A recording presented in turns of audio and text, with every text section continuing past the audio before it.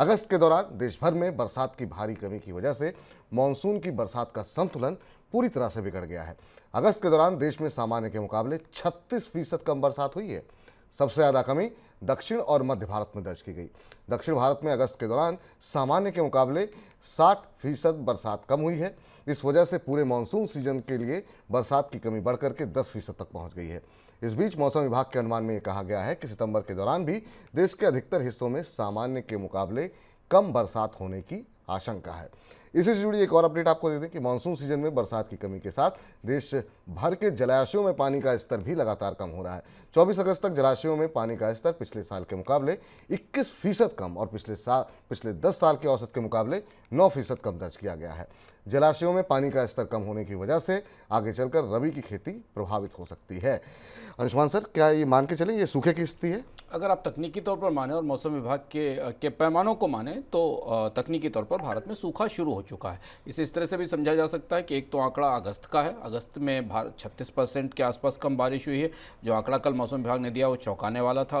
122 साल में पहली बार इतना सूखा अगस्त भारत में नहीं आया है, जबकि एल नीनो के असर इससे पहले भी रहे हैं। एल नीनो के असर से सूखे पहले भी पड़ते रहे हैं। भारत में 2009 में भी सूखा था और उससे पहले भी था, पर अगस्त के महीने में इस तरीके की सबसे कम बारिश पहली बार 100 साल में 122 साल में देखी गई है, पहली बात। और दूसरी बात है कि मौसम विभाग के अनुमानों के हिसाब से विपुल लंबे समय में अगर मानसून के दौरान रेन की डिफिशियंसी या पानी की बरसात की कमी 10% से नीचे से ज़्यादा हो जाए तो तकनीकी तौर पर उस सूखे की परिस्थिति बनती दिखाई देती है। और अगर आप चार्ट देखें भारत में इस समय बारिश का जो दिख रहा है भारत के मानचित्र के ऊपर, जिसको हमने आपको कल भी दिखाया था, उस चार्ट के हिसाब से भी अगर आप देखें तो भारत के अधिकांश हिस्सों में, अब अधिकांश भारत में कुछ हिस्से छोड़ दिए जाएं तो अधिकांश हिस्से या तो डिफिशिएंट रेन के दायरे में आ रहे हैं, पीले रंग में हैं या लाल रंग में हैं। इस चार्ट को अगर आप दोबारा देखें तो आपको समझ में आएगा। और इससे ये जो आंकड़ा है 10% की कमी का, वो दिखता है कि आप जम्मू कश्मीर से लेकर और नीचे तक चले जाएं, यहाँ तक कि केरल जैसे इलाके, जिन इलाकों में आमतौर पर डिफिशिएंट रेन जैसा ये जो पीला स्पॉट था वो नहीं दिखाई देता था। अब आपको इस पूरे नक्शे में कुछ ही हरे पैच दिखते हैं, थोड़े से ही हरे पैच दिखाई दे रहे हैं, बाकी सारा हिस्सा पीला और लाल दिख रहा है।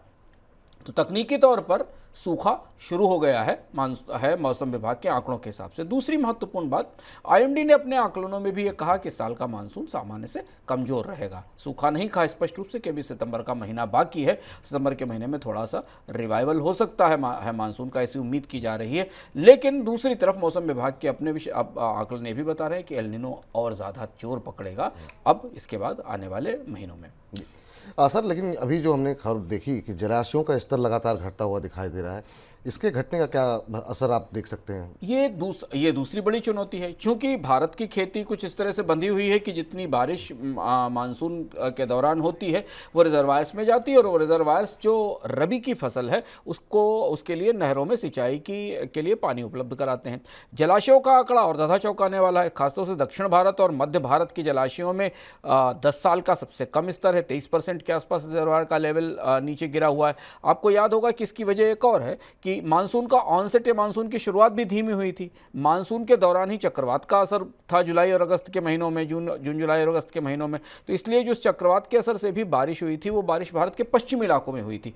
मध्य भारत और दक्षिण भारत में उस दौरान भी कम बारिश हुई थी। अब जो मानसून का रिवाइवल हो रहा है तो सिर्फ हुआ उसमें भी जुलाई के महीनों में इन हिस्सों में बारिश नहीं हुई। इसलिए अब जो डेफिसिट है वो 23 से 24% का जलाशयों में असर दिखाई दे रहा है। और दूसरी और महत्वपूर्ण बात इसमें समझना ज़रूरी है, जो हम सेंट्रल वाटर कमीशन का डेटा देख रहे हैं, करीब 150 रिजर्वायर हैं भारत में, जिनके पास जो करीब 63% की ओवरऑल कैपेसिटी रखते हैं। और इसमें भी दक्षिण भारत और सेंट्रल इंडिया के जलाशयों में पानी की कमी ज़्यादा दिख रही है। अगर अगस्त के बाद सितंबर का स्पेल भी ऐसा रहा जिसका खतरा है, क्योंकि एल नीनो के और गहराने की संभावना बनती दिखाई दे रही है, तो रबी की फसल के लिए मिट्टी में जितनी नमी की आवश्यकता होती है उसमें भी कमी आएगी। और ये उस तरीके का ड्राउट है जिसको तकनीकी तौर पर हाइड्रोलॉजिकल ड्राउट या उस तरीके के तकनीकी ड्राउट्स में रखा जाता है, जिसमें मिट्टी में पर्याप्त नमी नहीं होती।